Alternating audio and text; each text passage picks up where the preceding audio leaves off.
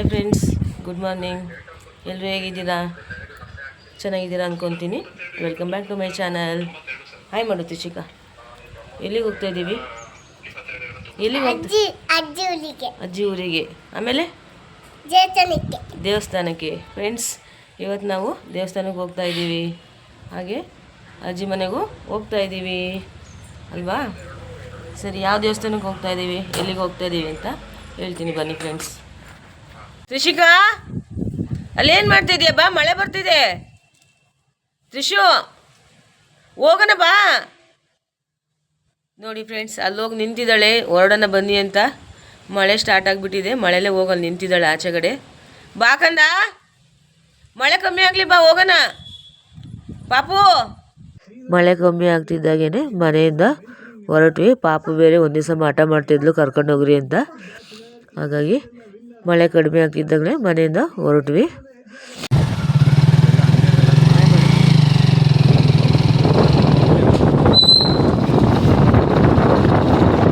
ಎಲ್ಲಿಗೆ ಬಂದ್ವಿ ಅಂದರೆ ಅರಸೀಕೆರೆ ಹತ್ರ ಇರೋಂಥ ಜೇನುಗಲ್ ಸಿದ್ದೇಶ್ವರ ಸ್ವಾಮಿ ಬೆಟ್ಟಕ್ಕೆ ಬಂದ್ವಿ. ತುಂಬ ದಿನದಿಂದ ಹೋಗಬೇಕು ಅಂತ ಅಂದ್ಕೊಂಡಿದ್ವಿ.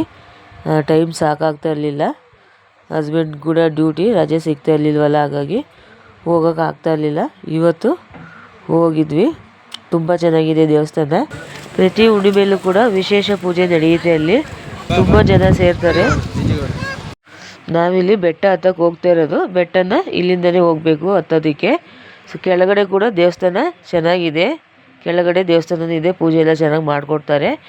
ಇಲ್ಲಿ ಬಂದು ಗುರು ಸಿದ್ದೇಶ್ವರ ಸ್ವಾಮಿಗಳ ಪಾದ ಇದೆ ಮೇಲೆ, ಬೆಟ್ಟದ ಮೇಲೆ. ಅಲ್ಲಿ ಪೂಜೆ ಮಾಡ್ತಾರೆ. ತುಂಬ ಚೆನ್ನಾಗಿದೆ. ಅಲ್ಲಿ ಬರೀ ಪಾದ ಇರೋದು, ಎಡಪಾದ ಬಲಪಾದ ಅಂತ ಇದೆ ಸಿದ್ದೇಶ್ವರ ಸ್ವಾಮಿಗಳದ್ದು. ತುಂಬ ಶಕ್ತಿ ಇದೆ ಮಾತ್ರ. ನಾವು ಕೂಡ ಬೆಟ್ಟ ಹತ್ತೋಣ ಅಂತ ಹೊರಟ್ವಿ. ಹೋಗ್ತಿದ್ದಾಗೇ ಎಂಟ್ರೆನ್ಸಲ್ಲೇ ಮೊದಲಿಗೆ ಗುರು ಸಿದ್ದೇಶ್ವರ ಸ್ವಾಮಿಗಳ ಪಾದ ಸಿಗುತ್ತೆ. ನಾವೆಲ್ಲರೂ ಪಾದಕ್ಕೆ ನಮಸ್ಕಾರ ಮಾಡ್ಕೊಂಡು ಬೆಟ್ಟ ಹತ್ತಲಿಕ್ಕೆ ಅಂತ ಹೊರಟ್ವಿ. ನೋಡಲಿಕ್ಕೆ ಈ ರೀತಿ ಇದೆ ಬೆಟ್ಟ. ಇಲ್ಲಿಂದನೇ ಹತ್ತಬೇಕು. ತುಂಬ ಎತ್ತರ ಇದೆ. ಸುಮಾರು 1,500 ಮೆಟ್ಲಿರ್ಬೋದು. ಹತ್ತೋದಕ್ಕೆ ಇಳಿಯೋದಕ್ಕೆ ಒಂದು 2 ಅವರ್ ಬೇಕಾಗ್ಬೋದು. ಬೇಗ ಹತ್ತಿ ಇಳಿತೀವಿ ಅಂದರೆ 1 ಅವರ್ ಸಾಕು. ಸುಧಾರಿಸ್ಕೊಂಡು ಅಲ್ಲಿ ಕೂತ್ಕೊಂಡು ಹತ್ತಿ ಇಳಿತೀವಿ ಅಂದರೆ 1-2 ಅವರ್ ಅಂತೂ ಬೇಕು. ನಾವಂತೂ ಮಕ್ಕಳನ್ನ ಎತ್ಕೊಂಡು ಹತ್ತಿದ್ದಾಯಿತು. ಸ್ವಲ್ಪ ಇಲ್ಲಿ ಡೌನ್ ಇರೋದ್ರಿಂದ ಮಕ್ಕಳು ಸ್ವಲ್ಪ ದೂರ ನಡ್ಕೊಂಡು ಬಂದರು. ಆಮೇಲೆ ಹೋಗ್ತಾ ಹೋಗ್ತಾ ತುಂಬ ಅಪ್ಪಿದೆ, ಮೇಲ್ಗಡೆ ಹತ್ತಬೇಕು. ಎತ್ತರ ಇದೆ, ಮೆಟ್ಲುಗಳೆಲ್ಲ ತುಂಬ ದೊಡ್ಡದಾಗಿ ಎತ್ತರ ಇದೆ. ಮಕ್ಕಳುಗಳು ಹತ್ತಲಿಲ್ಲ. ಹಾಗಾಗಿ ಮಕ್ಕಳನ್ನು ಕೂಡ ಇಟ್ಕೊಂಡು ಹತ್ತಿದ್ದಾಯಿತು ನಾವು ಎತ್ಕೊಂಡು. ಸ್ವಲ್ಪ ದೂರ ಖುಷಿಯಾಗಿ ಅವರೇ ಬಂದರು, ನಾವೇ ನಡ್ಕೊಂಡು ಬರ್ತೀವಿ ಅಂತ ಖುಷಿಯಾಗಿ ಹೋಗ್ತಾಯಿದ್ರು. ಆಮೇಲೆ ಹೋಗ್ತಾ ಹೋಗ್ತಾ ಮೆಟ್ಲು ತುಂಬ ಎತ್ತರ ಇದೆ ಅಲ್ವಾ, ಬೆಟ್ಟ ಅಲ್ವಾ ಅದು. ಹಾಗಾಗಿ ಅವ್ರಿಗೆ ಕಾಲು ನೋವಾಯಿತು. ನಮಗೂ ಸುಸ್ತಾಗ್ತಾಯಿತ್ತು ಆಲ್ರೆಡಿ. ಏನು ಮಾಡೋದು, ಮಕ್ಕಳಲ್ವಾ, ಆಗಲ್ಲ ಅವ್ರ ಕೈಲಿ ಅಂತ ಅವ್ರನ್ನ ಎತ್ಕೊಂಡೆ ಬೆಟ್ಟ ಹತ್ತಿದ್ವಿ ಪೂರ್ತಿ. ಸ್ವಲ್ಪ ದೂರ ಖುಷಿಯಿಂದ ನಡ್ಕೊಂಬಂದರು ಪಾಪ ಅವರು.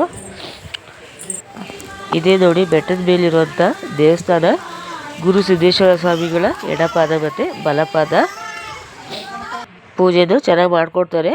ಪ್ರತಿ ಹುಣ್ಣಿಮೆಯಲ್ಲಿ ವಿಶೇಷ ಪೂಜೆ ನಡೆಯುತ್ತೆ. ನೋಡಿ ಈ ಥರ ಇದೆ. ಬರೀ ಪಾದದ ಗುರುತು ಮಾತ್ರ ಇರೋದಲ್ಲಿ, ಆದರೂ ತುಂಬ ಶಕ್ತಿ ಇದೆ ದೇವಸ್ಥಾನ. ಇಲ್ಲಿ ಮನಸ್ಸಲ್ಲಿ ಏನಾದರೂ ಕೇಳ್ಕೊಂಡು ಅಲ್ಲಿ ಹೂ ಪ್ರಸಾದ ತೆಗ್ಸಿದ್ರೆ ಅಪ್ಪಣೆ ಹೇಳ್ತಾರೆ. ಆಗಿದೆ ಆಗಿಲ್ಲ ಅನ್ನೋದು ಕೂಡ ಅಪ್ಪಣೆ ಆಗುತ್ತೆ. ತುಂಬ ಚೆನ್ನಾಗಿ ಹೇಳ್ತಾರೆ. ನೋಡಿ ಮೇಲ್ಗಡೆ ಎಲ್ಲ ಈ ಥರ ಇದೆ ದೇವಸ್ಥಾನ. ತುಂಬ ಬೆಟ್ಟದ ಮೇಲಿರೋದು, ಕೆಳಗಡೆ ವ್ಯೂಸ್ ಈ ಥರ ಇದೆ.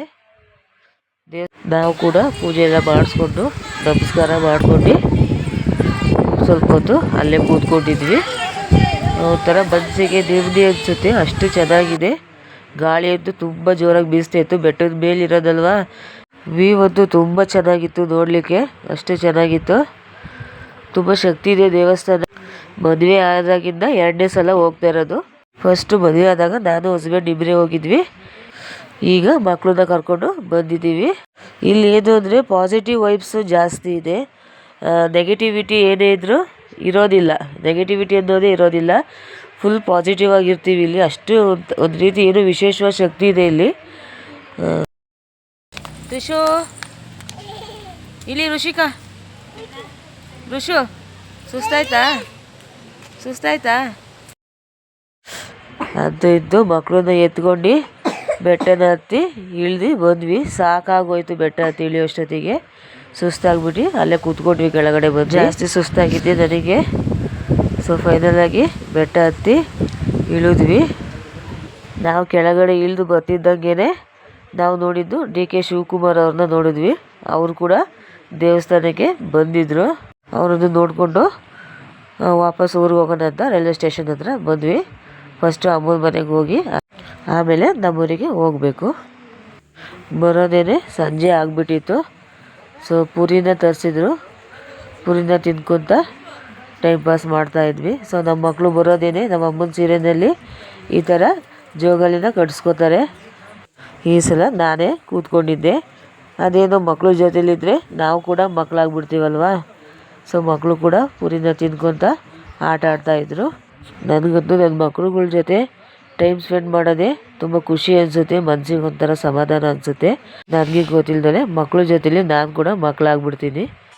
ಹಾಗೆ ಮಕ್ಕಳುಗಳು ಕೂಡ ಡ್ಯಾನ್ಸ್ ಆಡ್ಕೊತ ಎಂಜಾಯ್ ಮಾಡ್ತಾಯಿದ್ರು. ಸ್ವಲ್ಪ ಹೊತ್ತು ಡ್ಯಾನ್ಸ್ ಆಡ್ತಾಯಿದ್ರು. ಆಟ ಆಡ್ಕೊಳ್ಳಿ ಅಂತ ಬಿಟ್ಟಿದ್ದೆ.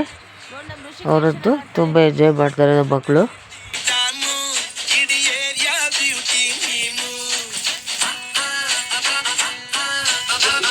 ಮಕ್ಕಳೆಲ್ಲ ಆಟ ಆಡ್ಕೊಂಡಿದ್ದಾಗಿದ ಮೇಲೆ ಹೊಲ್ದ ಹತ್ರ ಬಂದ್ವಿ. ಹಳ್ಳಿ ಕಡೆ ಹೊಲದಲ್ಲಿ ಸೊಪ್ಪು ಅಂತ ಸಿಗುತ್ತೆ. ಸಾಂಬಾರು ಮಾಡಿದ್ರೆ ತುಂಬ ರುಚಿಯಾಗಿರುತ್ತೆ. ನಾವು ಸಂಡೇನೇ ಊರಿಗೆ ಹೊರಡಬೇಕಿತ್ತಲ್ವ, ಹಂಗಾಗಿ ಹೊಲ್ದ ಹತ್ರ ಬಂದೆ ಸೊಪ್ಪನ್ನ ಕಿತ್ಕೊಳ್ಲಿಕ್ಕೆ ಅಂತ. ತುಂಬ ಚೆನ್ನಾಗಿರುತ್ತೆ ಸೊಪ್ಪು, ಹೊಲದಲ್ಲಿ ಬೆಳೆದಿರೋಂಥ ಸೊಪ್ಪು. ಸಾಂಬಾರು ಮಾಡಿದ್ರೆ ತುಂಬ ಟೇಸ್ಟಾಗಿರುತ್ತೆ. ಒಂಥರ ಚೆಂದ ಹಳ್ಳಿ ಲೈಫು ನೋಡಲಿಕ್ಕೆ. ಪ್ರತಿಯೊಂದು ಸಿಗುತ್ತೆ. ಒಂದು ಸೊಪ್ಪಾಗಿರ್ಬೋದು, ಏನೇ ಒಂದು ಆದ್ರೂ ಹೊಲಗಳ ಸೈಡ್ ಈ ಥರ ಬಂದುಬಿಟ್ರೆ ಆರಾಮಾಗಿ ಸಿಗುತ್ತೆ. ಅದನ್ನೇ ಟೌನಲ್ಲಿ ದುಡ್ಡು ಕೊಟ್ಟು ಕೊಂಡ್ಕೊಂಡು ತಿನ್ಬೇಕು ನಾವು. ನೋಡಿ ನಮ್ಮೂರಲ್ಲಿ ನಮ್ಮ ಹೊಲದಲ್ಲೇ ಬೇಕಾದಷ್ಟು ಸೊಪ್ಪಿದೆ. ನಮ್ಮ ಅಮ್ಮ ನಮ್ಮ ಅಜ್ಜಿ ಸೊಪ್ಪನ್ನ ಕಿತ್ಕೊಡ್ತಾಯಿದ್ರು. ಹಾಗೆ ಮಕ್ಳುಗಳು ಕೂಡ ಜೊತೆಯಲ್ಲೇ ಬಂದುಬಿಟ್ರು ನಾವು ಬರ್ತೀವಿ ಅಂತ. ಅಲ್ಲೂ ಸ್ವಲ್ಪ ಹೊತ್ತು ಆಟ ಆಡ್ಕೊಂಡ್ರು. ನಾವು ಸಂಜೆ ಟ್ರೈನಿಗೆ ರಿಟರ್ನ್ ಊರಿಗೆ ಹೊರಡಬೇಕಿತ್ತು. ಮಂಡೇ ಪಾಪು ಸ್ಕೂಲಿದೆ, ಹಾಗಾಗಿ ಸಂಜೆ ಟ್ರೈನಿಗೆ ರಿಟರ್ನ್ ಊರಿಗೆ ಹೋಗಬೇಕಿತ್ತು. ಹಾಗಾಗಿ ಬೇಗ ಸೊಪ್ಪನ್ನೆಲ್ಲ ಕಿತ್ಕೊಂಡು ಹೊರಟ್ವಿ, ಟ್ರೈನ್ ಬಂದ್ಬಿಡುತ್ತೆ ಅಂತ. ಸೊ ನೋಡಿದ್ರಲ್ಲ ಫ್ರೆಂಡ್ಸ್, ಇವತ್ತಿನ ವಿಡಿಯೋ ಇಷ್ಟೇ. ಯಾರಿಗೆಲ್ಲ ವಿಡಿಯೋ ಇಷ್ಟ ಆಗಿದೆ ಲೈಕ್ ಮಾಡಿ, ಕಮೆಂಟ್ ಮಾಡಿ, ಶೇರ್ ಮಾಡಿ. ಹಾಗೆ ಇನ್ನು ಯಾರೆಲ್ಲ ನನ್ನ ಚಾನಲ್ನ ಸಬ್ಸ್ಕ್ರೈಬ್ ಮಾಡ್ಕೊಂಡಿಲ್ಲ ದಯವಿಟ್ಟು ಚಾನಲ್ನ ಸಬ್ಸ್ಕ್ರೈಬ್ ಮಾಡ್ಕೊಳ್ಳಿ, ಸಪೋರ್ಟ್ ಮಾಡಿ. ಮುಂದಿನ ವಿಡಿಯೋದಲ್ಲಿ ಸಿಗ್ತೀನಿ ಫ್ರೆಂಡ್ಸ್. Thank you all.